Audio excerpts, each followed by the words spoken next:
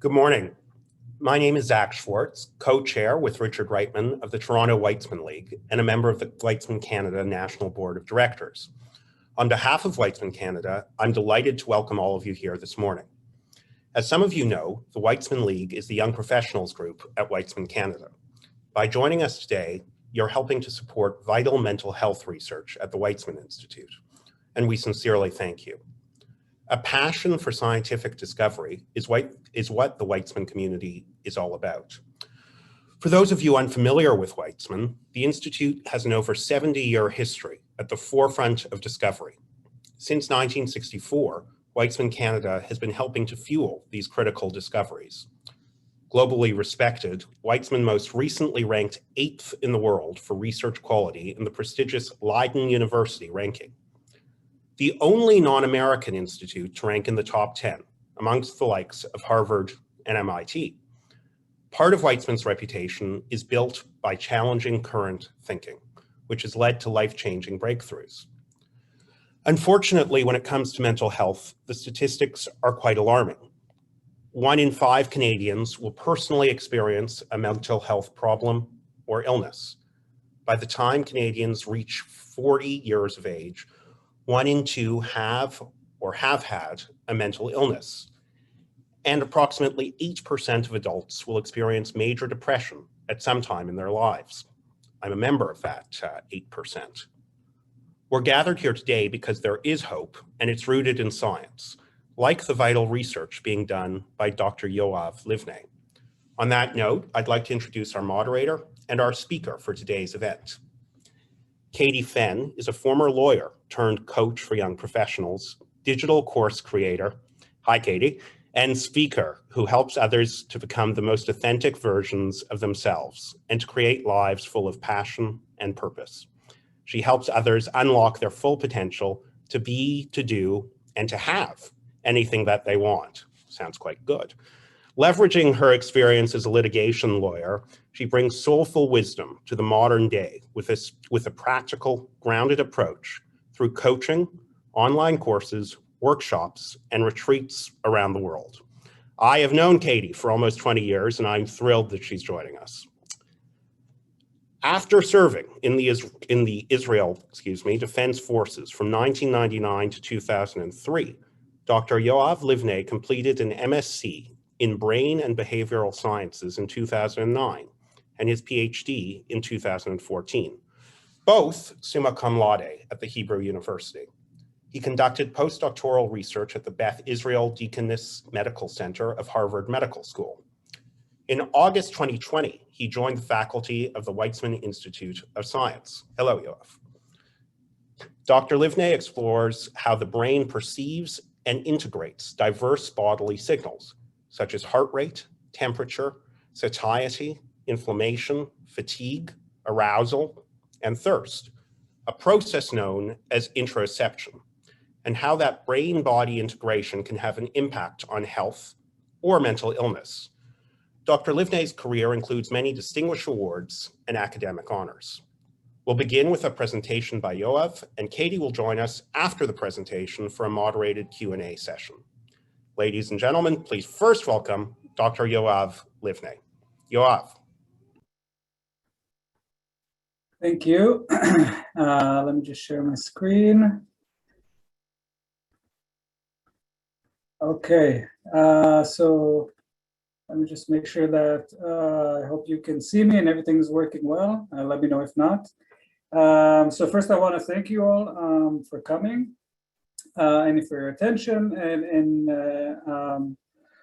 So let me introduce myself. So I work on the neuroscience of brain-body communication at the Weizmann Institute, and I do mostly basic research, but I want to explain to you our approach by which we think we can advance mental health. So let me just start with describing what do we mean when we say brain-body interactions. We're talking about the continuous reciprocal interaction between the brain and the body. So our brain is a master regulator of most of our bodily functions, if not all of them. And in turn, our brain also senses information from the body to regulate it, but also uses information from the outside world to regulate it. For example, in this sort of schematic picture you see here with this schematic cupcake, that is obviously can be a very strong driver of behavior. Now, I thought I would illustrate how, I mean, it is thought to be really critically important for physical health, and that's sort of obvious, like I said, but also for mental health. And this is from a recent review that just came out in one of the sort of top scientific journals that describes all of the different processes interoception and brain-body communications have been implicated in a variety of psychiatric disorders, including anorexia nervosa, anxiety, depression, different neurological disorders, addiction, developmental disorders, including autistic spectrum disorders, and other things mentioned here. And I have to say, in all honesty, that these brain-body communication is implicated in these, but we and we think it's important for it, but we have no idea really how it's important. It's all sort of indirect evidence. There's a lot of evidence pointing at it, but we basically have no idea how it actually works. And I think I thought I would share with you an example of how crucially important it is to understand the basic biology in order to facilitate or improve public health. And this is actually the example, a very contemporary example of the COVID-19 vaccines, right? Because these vaccines, especially the Pfizer and Moderna ones, would not happen without a basic understanding of the molecular biology of how we can synthesize RNA, which you might have heard of, but the molecular biology of how the viruses work, what kind of proteins they express. And then we as a scientific community, literally engineered a vaccine that will only have a little part of the virus, will only express it in a certain way on cells, et cetera, et cetera. So this is really, I think, one of the biggest recent wins of biology, showing how crucially important it is to actually understand how something works to be able to fix it. So my lab uses mouse models in order to understand how brain-body communication works. And the idea is that once we understand the basic biology of it, we can then design rational therapeutics and interventions to be able to improve public health. So our approach is to focus on what we think is one of the most intriguing parts of the brain. It is called the insular cortex because it's sort of insulated I hope you can see my mouse. So here it's sort of folded deep within the brain. It is part of the cortex of the brain, which is sort of the bark or the outer part of the brain, which is considered the more cognitive part of the brain that is important for decision-making, consciousness, even things like that, sort of the more higher function of our brain. And we have a part of our cortex that's important for seeing, for hearing, for smelling, for touching, and we discovered in the past decades that we actually have a part of our cortex for everything internal, everything inside our body, for regulation of blood pressure, our cardiovascular system, breathing, our gastrointestinal system, hormonal system, immune system. All of these are controlled by this part of the brain. And I think what makes it even more interesting is that this part of the brain is also very, very sensitive to things in the outside world. So it's this intriguing part of the brain where the internal meets the external. So we use information from the body that gives us sort of the current state of affairs in our body. And then this is integrated with information from the outside world. And then this allows our insular cortex to make conscious decisions about what to do. For example, grab this piece of food and put it in my mouth. And on the other hand, it also regulates bodily physiology by literally sending commands to facilitate hormone secretion, gastric motility, changes in blood pressure, and more. So we are trying to understand how all of these things actually happen. What is the neurobiology, the basic biology of how these things happen? What is being sensed exactly, how it's being sensed, and how it's being controlled, again, to design better interventions. So we are using the mouse because, first of all, its brain is very similar to the human brain, but it has the advantage of being what we call a genetically tractable model organism. We can manipulate its genome, and we can have very strong experimental control, as I will show you in a second. So as a first step, I'll tell you that we've done some optical tricks and put a little periscope to enable us to peer into the brain of the mouse, and specifically in the insular cortex with this microprism. And what you see here, this movie is neurons flashing away, which demonstrates their electrical activity. And we are looking at activity of hundreds of neurons simultaneously while the mouse is awake, behaving and doing different behaviors that have to do with maintaining the integrity of its body. And I want to show you a couple of examples about how the internal environment in our body affects how we perceive the world around us with mechanistic studies in the insular cortex. And then I'll switch it around and show you how things in the outside world affect bodily function. So you have there the brain-body loop, right? And so a lot of my work focuses on the gastrointestinal system or digestive system. And one of the most important things for our digestive system in the outside world is food predicting cues. So we have these sort of iconic logos of the McDonald's arches, Burger King, etc., that we learn through experience, right? These are not pictures of food. We as learning beings learn to associate these specific symbols in our environment with specific outcomes. And if we see these when we're hungry, they may elicit this type of response, whereas if we're sated, they don't. And I mean, this is obviously very trivial at the behavioral level, that hunger affects how we perceive food and food predictive cues. But when I came into this field as a young scientist, we basically had zero idea of how this was happening at the neurobiological level. How do we get from our body knowing that we need to get more calories to affecting our sort of cognitive perception of things in our outside world? How do we actually link these two things mechanistically? So to get some progress in that, we're using these molecular switches that are enabled by mouse genetics. And I'll show you an example of how we can literally turn on or off the sensors of caloric deficit for hunger. And we've also done it with fluid deficit for thirst, and then use that as a tool to explore the mechanisms.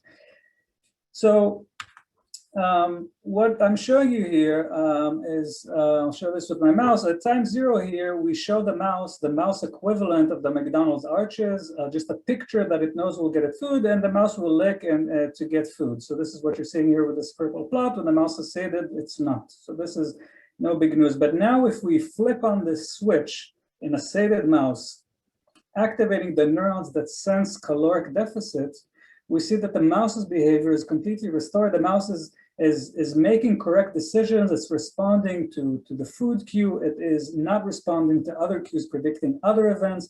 So we really switched on a motivational switch, and we have the equivalent switch for thirst too that is separate. So we can toggle hunger and thirst on or off, and we can also toggle other needs, for example, seeking a cool temperature when you're too hot. So these are all sort of molecular switches that we can turn on or off in the mouse brain.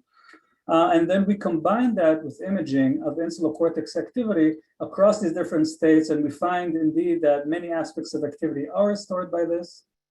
And then importantly, as I said, to understand sort of the nuts and bolts or the hardware of how this is actually happening in the brain, we can literally trace the circuits. The brain, as I'm sure you've heard, is a vastly interconnected circuit of many, many nodes and groups of neurons.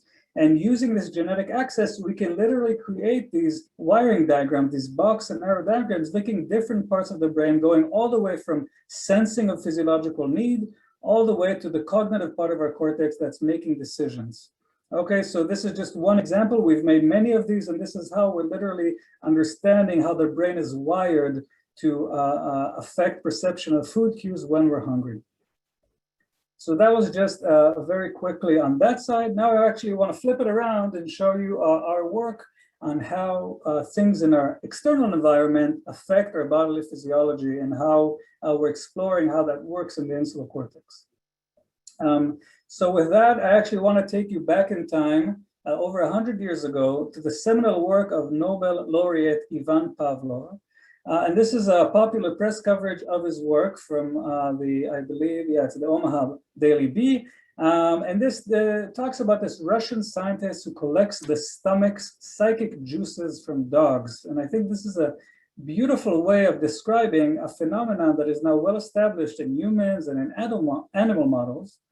And this is this phenomenon that when we're hungry and we smell food, see food, or literally even think of food, it already induces gastric juice release in our digestive system, insulin secretion from our pancreas, other hormones are released, and most famously, salivation, right? And this is even before food has even entered our mouth. So if you take a step back and think about it, this is our brain using external cues in the environment, such as the sight of food, computing a specific prediction, interpreting, well, this is food, I can put it into my mouth and thereby ingest and digest it. And then what the brain does is activate a specific physiological program to secrete specific hormones to affect things in our digestive system, and also even to the level of having different types of saliva, different content of saliva based on what the brain thinks we're going to actually put in our mouth. So we've known about this for over 100 years. Ivan Pavlov got a Nobel Prize for working on this, but we actually do not understand the basic neurobiology of it. How do we get from a prediction to changes in bodily physiology? How do we get from the outside world to the body? It's somehow mediated by our brain, but we have no idea. So again, leveraging mouse genetics, we've created a mouse version of this, of Pavlov's dog. We've established it with things like insular measurements. And what we're doing is we are imaging activity related to how the brain looks like when the mouse smells food or sees pictures predicting availability of food, sort of like a mouse food commercial. And then we're using new techniques with sort of sculpting light in very specific patterns, enable what's called holographic stimulation, activating specific patterns.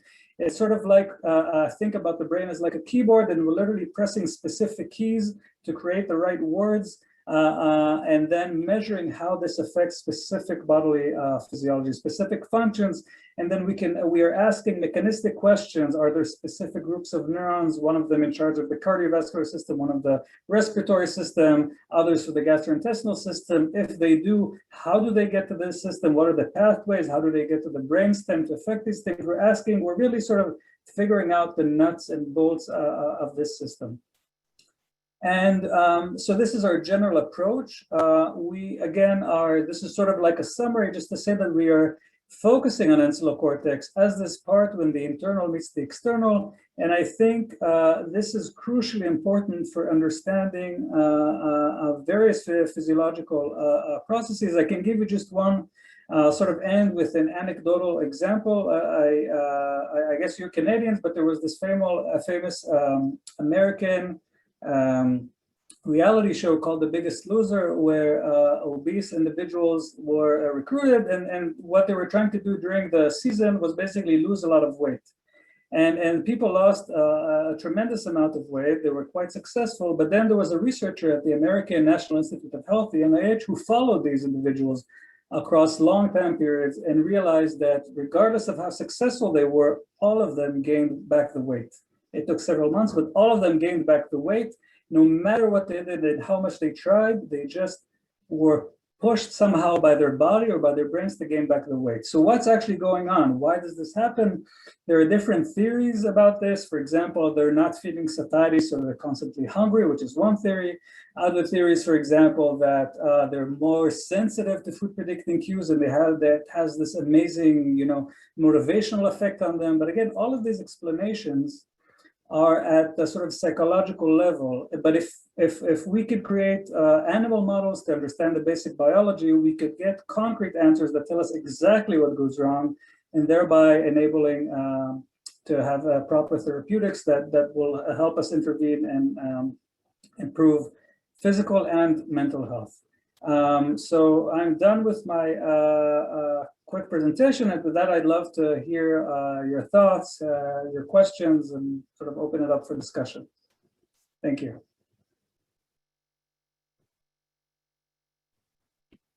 Great. Thank you so much, Yoav, for your research. For everyone who's on now already, as I transition now into our Q&A portion, you can just use our little chat box on the side. And so if you have any questions now to ask Yoav, you can put them in there, and then I'll be asking him more about it. One thing that I thought, I guess, related to what you just said and also had mentioned at the beginning is just what the ultimate vision is in terms of how this research in 10 years from now or in the future could actually come. I love the example too that you gave with the COVID vaccine. Like when we understand how things are working, then we can create therapeutics to support people. So what are some of the things that you see happening in the next 10 years in terms of specific therapeutics that you'd be able to do with this research, or what other things, you know, need to evolve in the research before that would happen? Yeah. Yeah, so I mean, this is a wonderful question. I mean, there are several ways to approach this. I'll start actually with a maybe less obvious one. So I gave an example of how we're creating these box and arrow diagrams of the circuitry that underlies, for example, how physiological needs bias our perception of the world around us. And what our collaborators are literally doing these days are trying to create biofeedback assays where people are literally trained or train themselves to activate specific pathways in their brain. So this is a substitute. So instead of sticking electrodes and you know, pushing currents, electrical currents to the brain, people are using biofeedback techniques to, but they know exactly what kind of brain pattern they're trying to create in order to reduce, for example, their cravings of food cues, or inducing a stronger feeling of satiety. So that's at one end. At the other end, once we're identifying these circuits and specific neurons, we can have a deeper molecular understanding of sort of the molecular content of the neurons. And in analogy to the COVID vaccine you mentioned, we can identify drug targets on these specific neurons and literally turn them on or off depending on what we're trying to do. So we have sort of the range of from molecular all the way to sort of almost psychological biofeedback, but is informed by the neurobiology. So do you see from that, in order, so some of the ones that you had given the example of too was, you know, with people with obesity or anorexia too, sort of two different ends of spectrums when it comes to regulation with food intake and different satiety cues. What is that sort of where you would love yourself to see different therapeutics come in? Is that, or are you also looking at, you know, all different, like what different sort of ailments from a physical or mental health perspective would you really yourself love to see this research be able to impact? I think I would answer, I'll give you two different answers. I'll answer as a Yoav the scientist, and I'll also answer as Yoav the non-scientist human being. I'll actually start with the latter one. My family, in my family personally, there was a severe eating disorder that became life-threatening. It was and many times it was comorbid with severe anxiety and depression. And I think, you know, if I could make a difference in things like that, I think that would be huge. Now, the way I see that happening, and now I'm linking it to Yoav the scientist, is because I think the way things usually work is that there are common principles that govern all these things. So the way the brain interacts in the brain-body loop with the gastrointestinal system or the digestive system would be very similar to how it works with the cardiovascular system and the respiratory system. So what I'm hoping is that regardless of what system we work on, we will actually be able to get some traction. And I think these systems are related because, so I'll say this in a different way, it is thought, the theories from the psychiatrists is that interoception and brain-body communication is compromised, for example, in anxious patients because they have hypersensitivity. They're too sensitive to signals from their body, which was induced this kind of anxiety. And on the other hand, depressed patients have a blunted sensitivity to different signals from their body. So in that way, we have sort of broad sensitivity or blunt sensitivity across different sensory modalities. So in a way, it doesn't matter which one we explore. I think once we understand how it works, we can help a lot of them because it's thought to be common processes in many different conditions. Mm-hmm. So where else do you see it could go in terms of specifically mental health and how we treat it?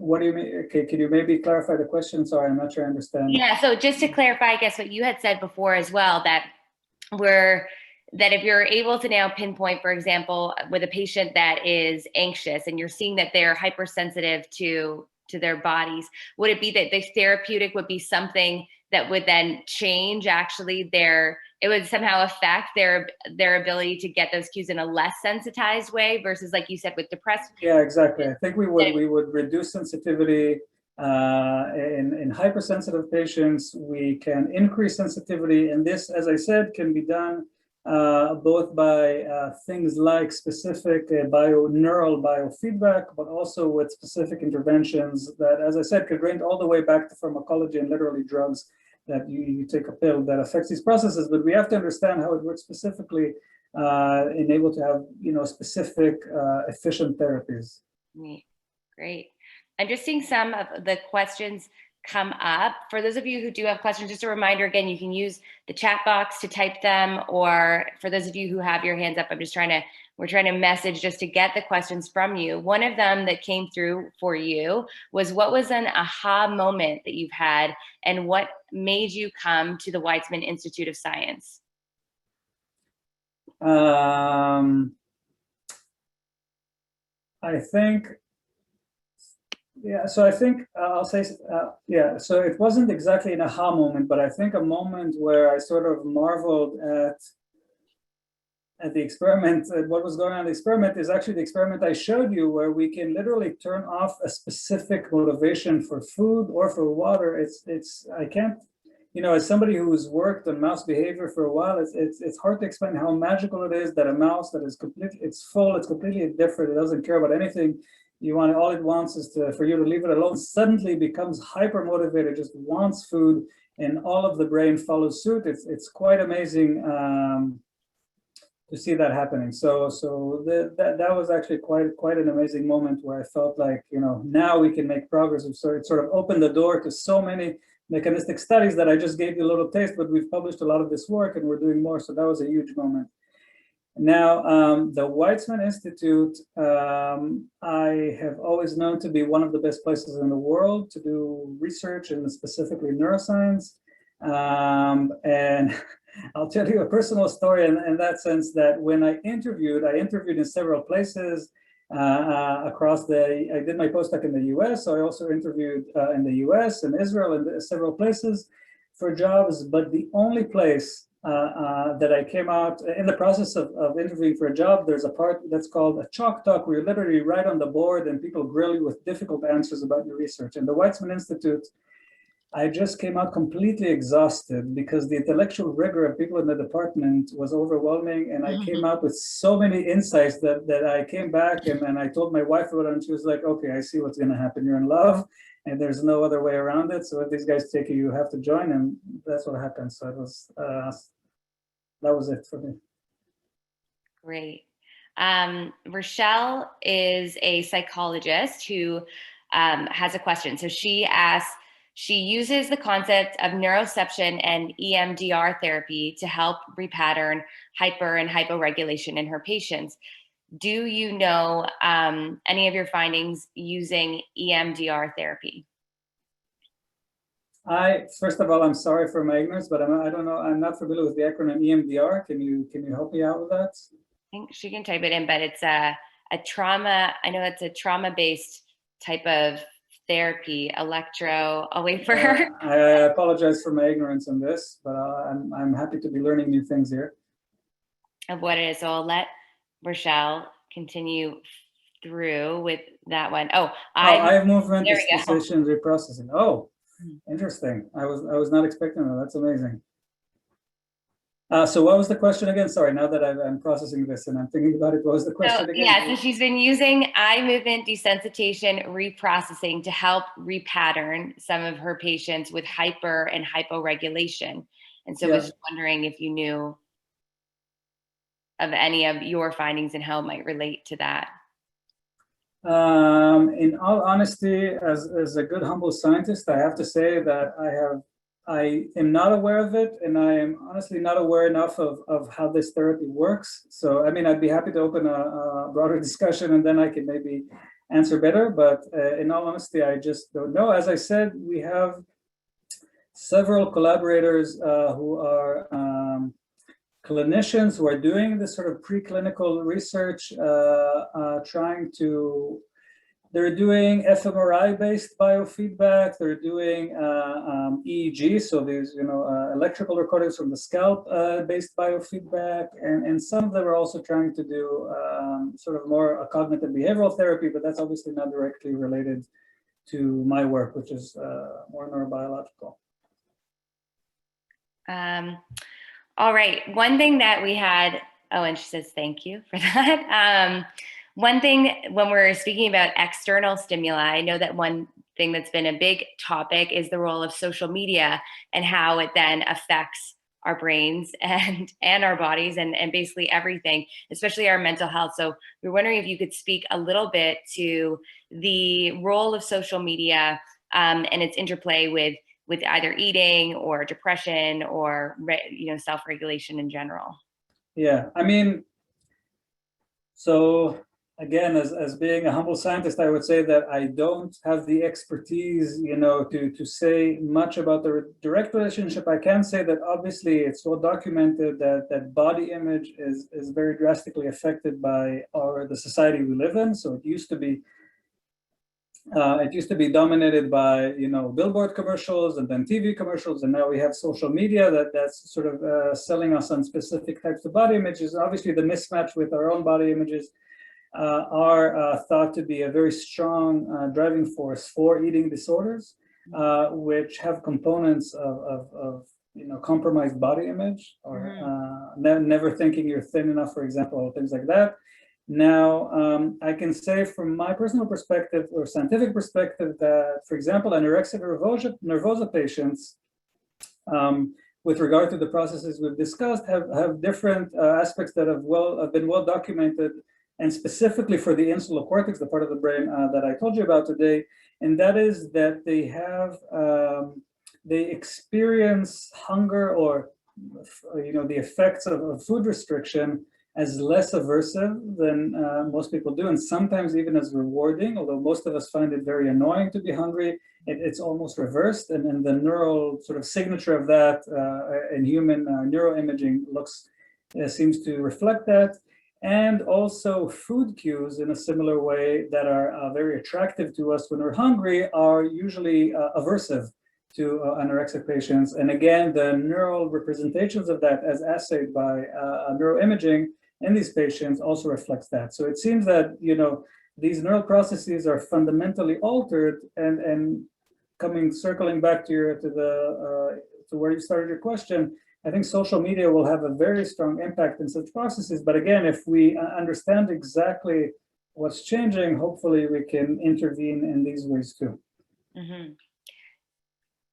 For those patients, when you're seeing, so for example, in anorexia nervosa, so once it's been changed in the brain, is that what the research would then start to shift of then figuring out how you can basically change the way that the brain is because it seems to be persistent. There's some interesting research showing that even after anorexia nervosa patients recover, even many months after recovery, as measured by elevated body weight back to some normal BMI range, etc., these processes still persist, which means that there's a strong and this fits well with recurrence that happens, or relapse that is very prevalent. So it's definitely something that happens, and it's hard to change it back, at least with the current ways we're trying to do it. But again, I'm hoping that our understanding of more detailed neurobiological understanding will help us reverse these processes more efficiently.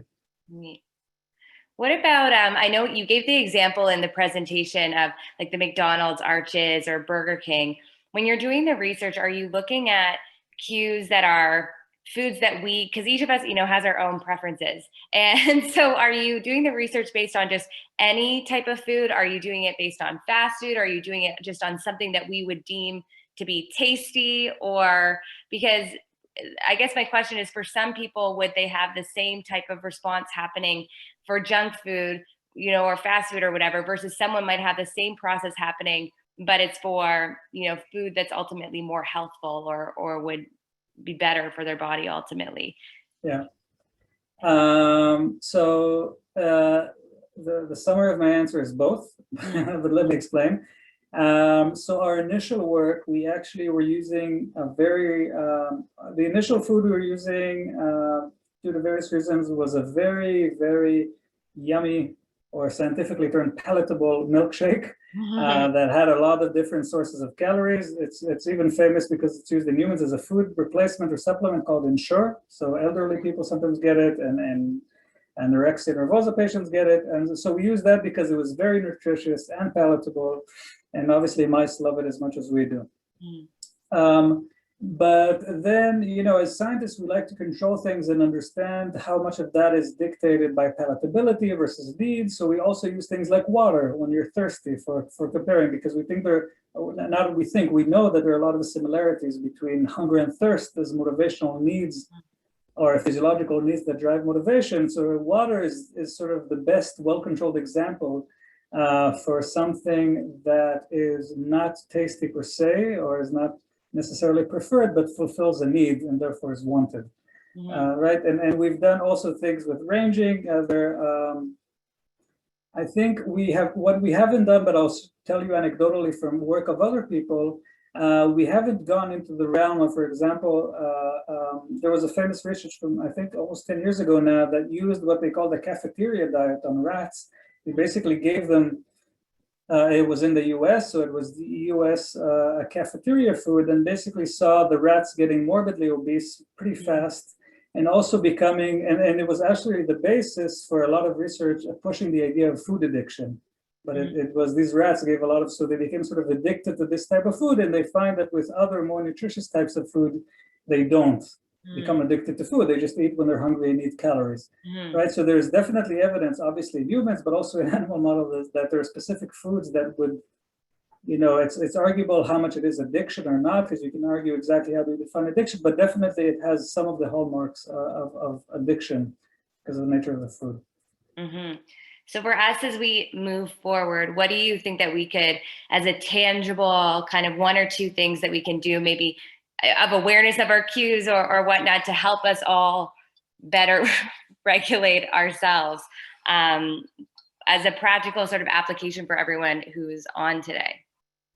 Wow, I've never been asked that, to give actual advice about this before. It's an interesting question. Mindfulness, thank you. I see Rachel is saying this. I think mindfulness is a wonderful answer. So I'm gonna take Rachel's answer for that.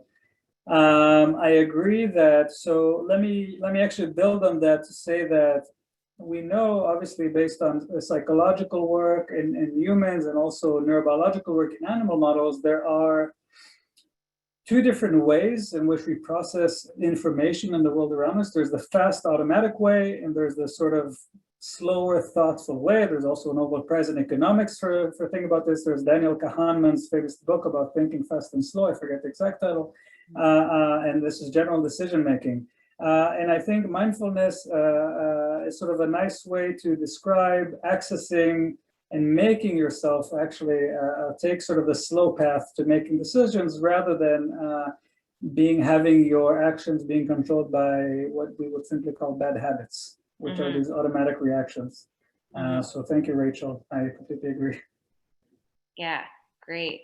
So for anyone, I guess, in that mindfulness practice, have you seen any benefits too in terms of I guess just with the practice of mindfulness, like meditation and how it's would affect then these same processes? Oh yeah, so I didn't mention that, but insular cortex, which is the area of the brain we've been talking about today, is probably the number one area, I would say, or among maybe the top two or three, in which you see dramatic changes with yoga, meditation, and other types of mindfulness training. So there are changes, not only the activity, there's even documentation with MRI imaging of the structure of the brain, and specifically the insula, so structural changes that happen with sort of practicing meditation. So,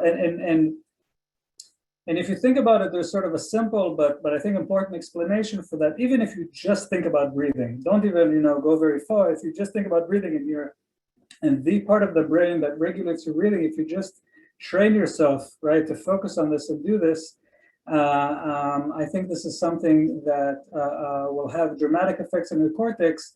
And because, let me sort of now dive deep in a little bit for a second into neurobiology, because the way cortex works is having competing things that are actually pushing against each other and inhibiting each other. So there's always this push and pull between different things in our cortex that is literally wired for competition between different things.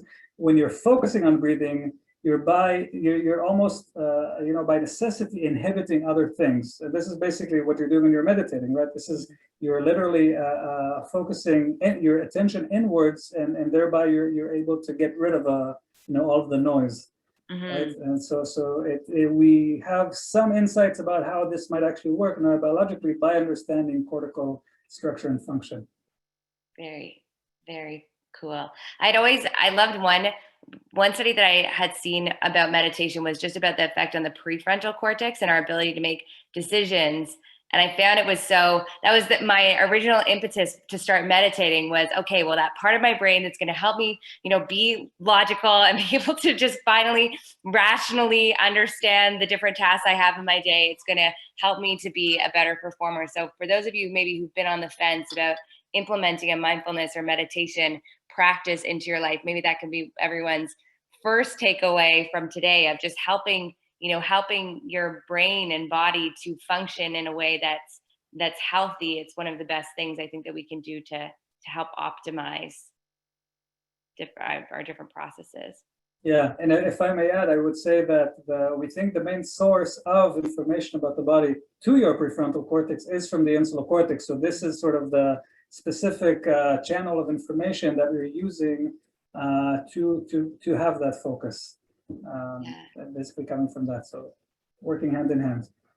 So I guess on that same line, do you have any additional tactics for us that you would recommend in just staying well and staying balanced and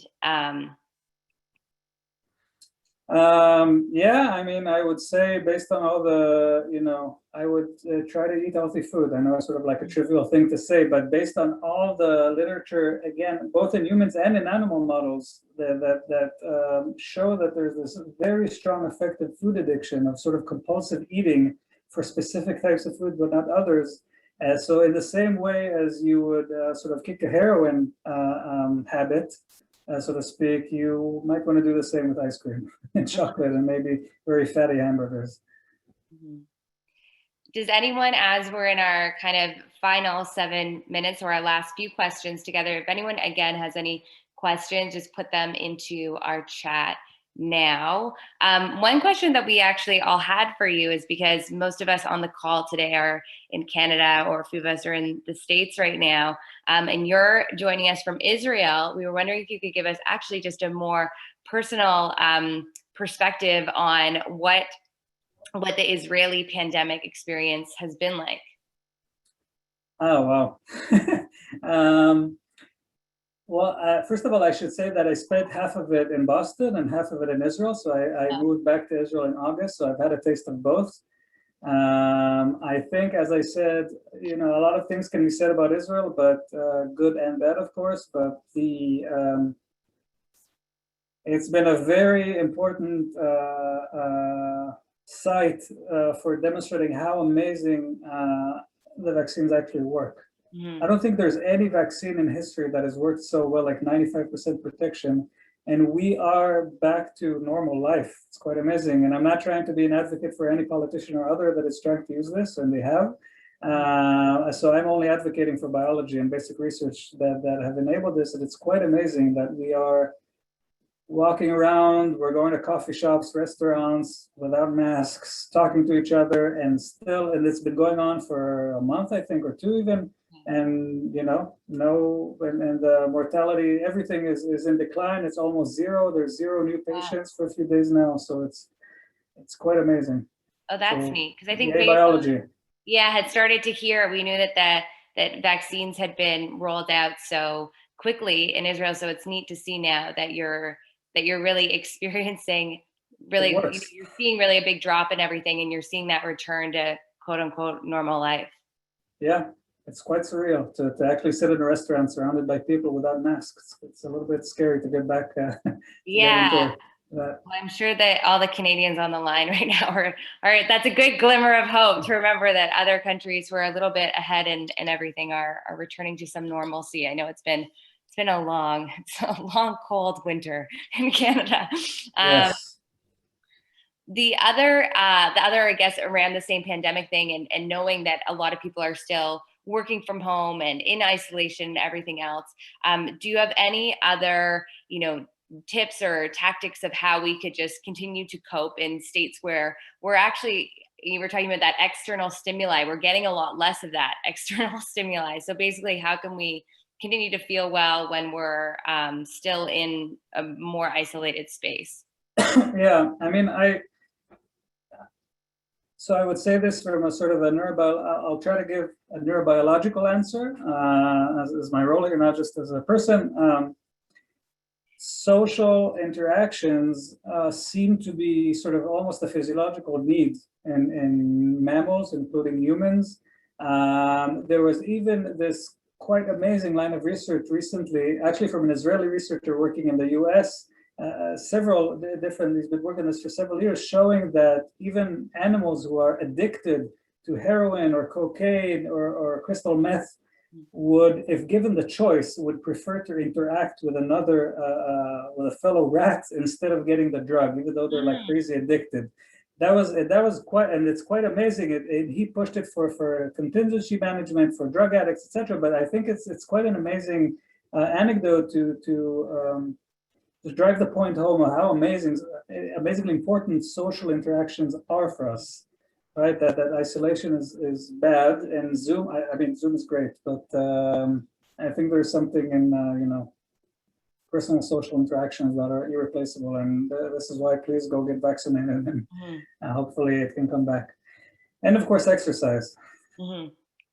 Yeah, and just moving. Yeah, so that's our other big takeaway then for everyone is just make sure that you're still reaching out or send a message to someone or schedule another Zoom and hopefully, again, as different restrictions lift in different places, to really be able to get out and see others and to just keep on moving.